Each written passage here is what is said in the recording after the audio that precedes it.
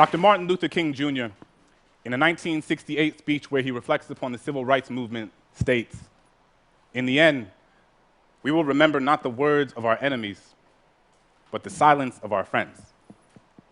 As a teacher, I've internalized this message. Every day all around us, we see the consequences of silence manifest themselves in the form of discrimination, violence, genocide, and war. In the classroom, I challenge my students to explore the silences in their own lives through poetry. We work together to fill those spaces, to recognize them, to name them, to understand that they don't have to be sources of shame. In an effort to create a culture within my classroom where students feel safe sharing the intimacies of their own silences, I have 4 core principles posted on the board that sits in the front of my class, which every student signs at the beginning of the year.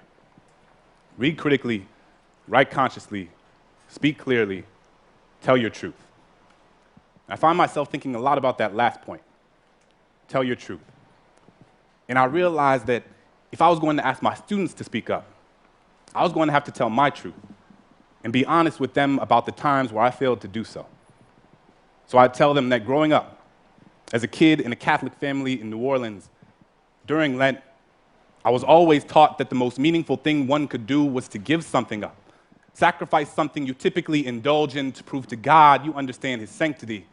I've given up soda, McDonald's, French fries, French kisses, and everything in between. But one year, I gave up speaking. Figured the most valuable thing I could sacrifice was my own voice, but it was like I hadn't realized that I had given that up a long time ago. I had spent so much of my life telling people the things they wanted to hear instead of the things they needed to, told myself I wasn't meant to be anyone's conscience because I still had to figure out being my own, so sometimes I just wouldn't say anything, appeasing ignorance with my silence, unaware that validation doesn't need words to endorse its existence. When Christian was beat up for being gay, I put my hands in my pocket and walked with my head down as if I didn't even notice. Couldn't use my locker for weeks because the bolt on the lock reminded me of the one I had put on my lips when the homeless man on the corner looked at me with eyes up, merely searching for an affirmation that he was worth seeing. I was more concerned with touching the screen of my Apple than actually feeding him one. When the woman at the fundraising gala said, "I'm so proud of you. It must be so hard teaching those poor, unintelligent kids," I bit my lip because apparently we needed her money more than my students needed their dignity. We spend so much time listening to the things people are saying that we rarely pay attention to the things they don't. Silence is the residue of fear.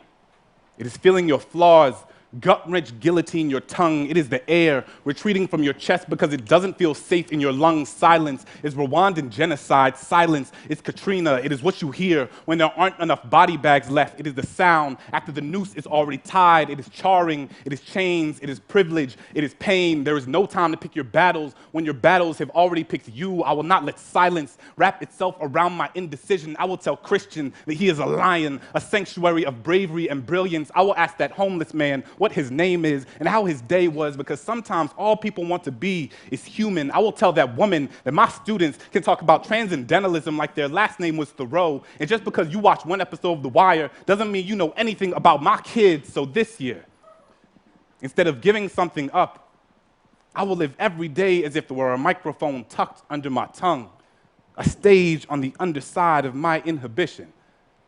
Because who has to have a soapbox when all you've ever needed is your voice? Thank you.